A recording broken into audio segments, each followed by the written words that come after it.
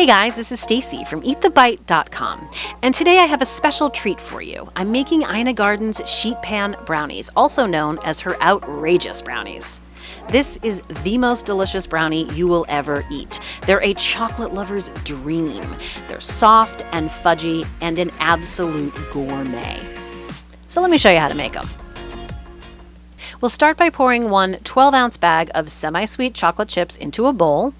We're going to add a whopping 4 sticks of butter to the bowl. And you don't need to cut it, it's all going to get melted, so it doesn't really matter. We'll add another 4 ounces of chocolate chips to that. Then we need to add some unsweetened chocolate. And I like using the Ghirardelli chocolate for this. It's unsweetened chocolate that comes in a 4-ounce package, but we will need 6 ounces for this recipe. When you look at the chocolate bar, 2 cubes are 1 ounce of chocolate. So I'm going to break apart the first 4 ounces and add them to my bowl. Then I also have my second bar on standby, and I'll grab 2 more ounces of chocolate from there and add that to my bowl as well. We need to melt everything in this bowl, and we'll do that by creating a double boiler. I've got a large pot on my stovetop with a little water heating at the bottom, and I'll place my bowl on top of the pot. And we're going to keep this low and slow, so the steam heats the bowl and melts all that chocolate and butter. This should take about 25 to 30 minutes total. While that's happening, we'll do the rest of our prep. You'll need to butter and flour a sheet pan, so make sure you have some soft butter and paper towel ready to go for this. You want to make sure you spread the butter all across the bottom and sides of the sheet pan. Next, add a little flour to the sheet pan and rotate the pan so the flour spreads evenly across the bottom and all the sides too. I couldn't find the size baking sheet that Ina used anywhere, so I'm leaving a picture of the one that I found at Target that works great for this, and it was only $13. You can discard any extra flour like you see here, and now it's time to set that sheet pan aside for later. Next up, we need to crack some extra large eggs into a mixing bowl. Ina's recipe calls for the use of instant coffee granules, but I couldn't find a good quality at my store, so I went with instant espresso grounds instead, and it works great for this recipe. So we'll add that to a bowl along with some pure vanilla extract and sugar. Then we'll mix everything together until it is well combined. And Ina did caution in her recipe not to beat this, but stir it like you see here. After a couple of minutes, it's going to look like this. And I'm going to leave this here for a few minutes while I do my first check on the melting chocolate and butter. As you can see, everything is just starting to get a little warm and melty, and I'm going to stir it gently and turn things over a bit, like you see here.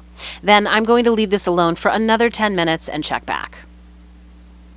I'm adding baking powder to my flour along with some salt, and I'm going to sift that into a bowl just like you see here.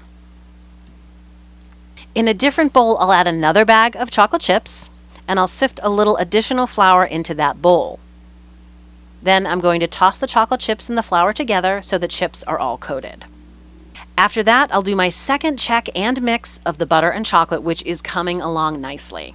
And then at the 30-minute mark, I'll do one final stir, and everything is completely melted and smooth. This is a great time to get out a spoon and give it a test. It's incredible. So here are our 4 components. We've got our egg mixture, the melted chocolate and butter, the sifted flour mixture, and the chocolate chips and flour. Ina also adds walnuts to her brownies, but I don't like walnuts in my brownies, so I didn't add those. You can certainly add those to your recipe if you'd like. And just because it's so beautiful, let's take another look at that gorgeous melted chocolate and butter. Next, we're going to add that warm melted chocolate to the egg mixture. And you want to make sure to give this a good stir for a couple of minutes until everything is well combined. Then we are going to let this sit for about 10 to 15 minutes so it's room temperature. After that, we're going to add our sifted flour mixture, and make sure you stir this until it is well combined. After that, we'll add the chocolate chips and flour and stir again, also until everything is well combined and we can see no more flour in the brownie batter. It should look about like this. Now it's time to get that buttered and floured sheet pan and pour the brownie batter onto it. Make sure you scrape all that delicious chocolate from the bowl, but leave a little for yourself too so you can lick the bowl, which you will do. Now it's time to spread out that brownie mixture evenly on the sheet pan, and you really want to make sure it's evenly distributed across the bottom all the way to those corners. And there is one special instruction from Ina, which happens halfway through the cooking process, but I'll show you here. You need to wrap the sheet pan onto the oven rack to get the air out between the pan and the brownie batter. 1 to 3 times should do it, then let them finish cooking. Okay, so here's our awesome sheet pan of brownies. We're going to bake these in a preheated oven at 350 degrees for 35 minutes. And here they are right out of the oven. For best results, Ina suggests you let these cool down and refrigerate before cutting, which I did for this video, but I usually let them cool on the counter and eat them immediately, which I suspect you will do as well. It's impossible to resist warm brownies. I will admit it was much easier to cut them after they had been chilled. But I will also suggest if you're eating these out of the fridge to make sure you microwave them and eat them warm. That is the absolute best way to enjoy these incredible brownies. These are huge brownies if you cut them to make 20 brownies like this. You can also opt to make a smaller cut and get more brownies. It's really up to you. These outrageous brownies are such a luxurious treat, and I highly recommend you give them a try.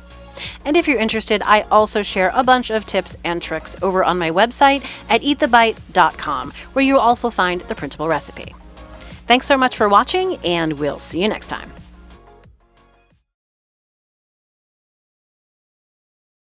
I think if everybody ate a brownie and drank a glass of milk at the end of your day, the world would be a completely different place.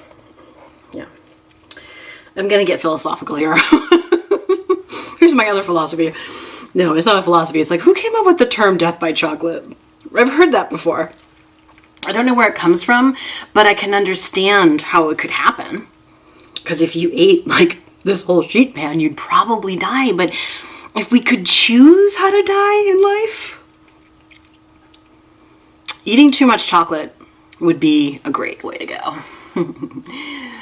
Chocolate. Oh. This is chocolate. This is chocolate. That's I just came on camera to make a statement. This is chocolate.